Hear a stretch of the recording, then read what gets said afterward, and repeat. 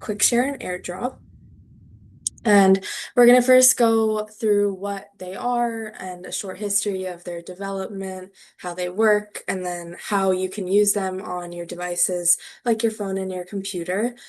Some key features, and then their price and subscriptions, and then we'll go through a comparison of both of them, and then watch a short video.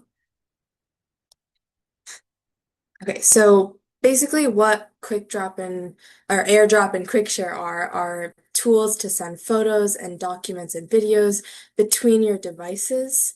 So AirDrop is for Apple devices, and then QuickShare is for Android and Windows devices.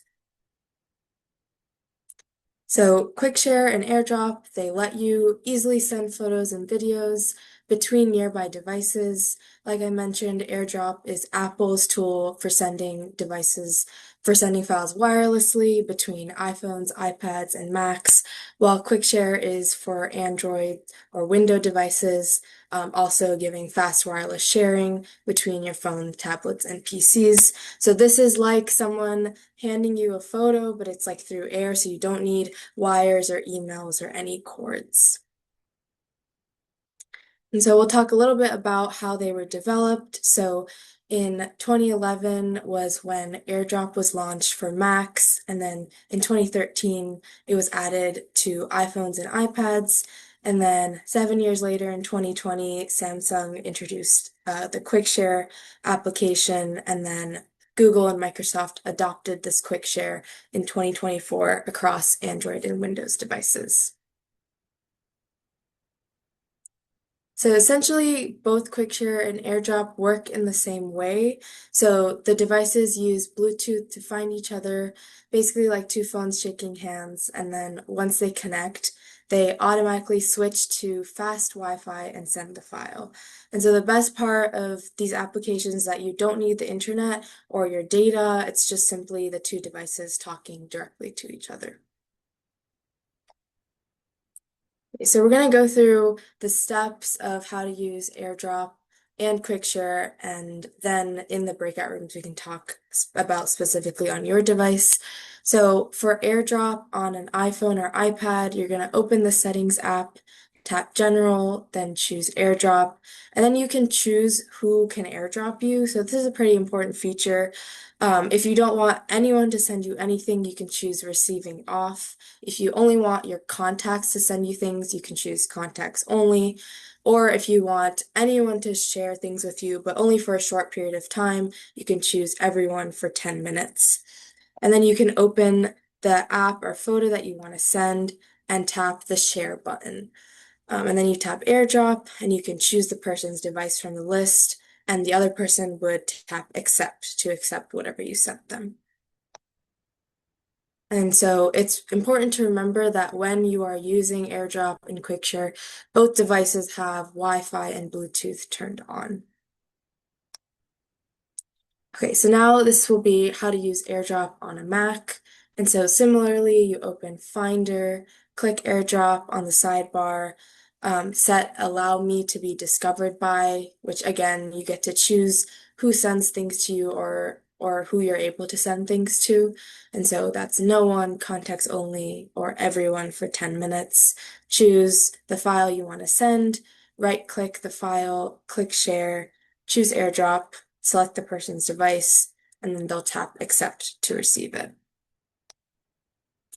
And so this is great for moving photos from your phone to your computer if you have Apple devices, and so it's a seamless way to kind of send things without using, again, email or cords.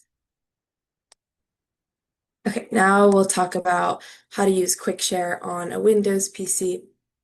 And so for Windows, you're going to click Start, open Settings, click Bluetooth and Devices, click on QuickShare. It might ask you to turn on Bluetooth or Wi-Fi. And then, like AirDrop, it'll ask you who you want to send files to or receive files from, no one, contacts, or everyone. Similarly, on your Android device, Settings, choose Connected Devices or Google, tap QuickShare, choose who you want to send things to, open the photo and file you want to send, tap the share icon, tap Quick Share, and choose the device you want to send it to, and then the other person will accept. So if you own both Windows and an Android, they can actually work together very well with Quick Share, just like kind of Apple devices work well together as well. Okay, so here's some key features of AirDrop. So like we mentioned, it gives you fast wireless transfers with no file size limit, and it works seamlessly across Apple devices. Everything is encrypted and safe, making it a great choice if you're an Apple user who wants things simple, quick, and reliable. Comparatively, QuickShare lets you send files very fast over Wi-Fi. It works great on Android and Windows devices and allows you to send multiple files at once, even to your own devices. And it gives Android and Windows users almost the same speed and convenience as AirDrop. Okay, so both these applications are actually free, so you don't have to pay anything or get a subscription, and they're available on all Apple, Android, and Windows devices. Now we're going to compare the pros and cons of AirDrop. So it's very fast, works across all Apple devices, and it's pretty easy for beginners. But the cons are that it only works with Apple products, and you also must be near the other person for AirDrop to work. So it's really great if you have a lot of Apple products, but if you don't, or you have Apple and Android products, it might not work that well. And now the pros and cons of QuickShare. So the pros are that it works across Android and Windows products. It's fast and it doesn't need any USB or any wires to be used. Some cons is that it doesn't work with iPhones, and also it can be hard to find some of the options and it's kind of hidden in the menus. So it's extremely convenient for people who use Android phones or Windows laptops.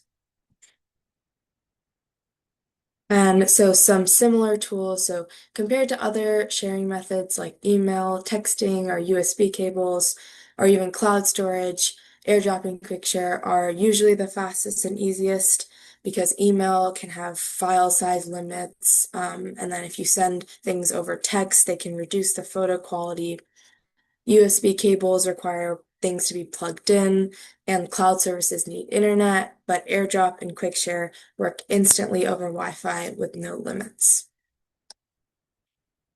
But it's important to keep in mind some safety tips. So when you're not using these applications, it's important to set it to contacts only, and also to turn it off after you're done sharing. And it's really important not to accept files from strangers because although these tools are safe, you should only accept files from people you know or devices you recognize because you don't want your personal information to get in the wrong hands.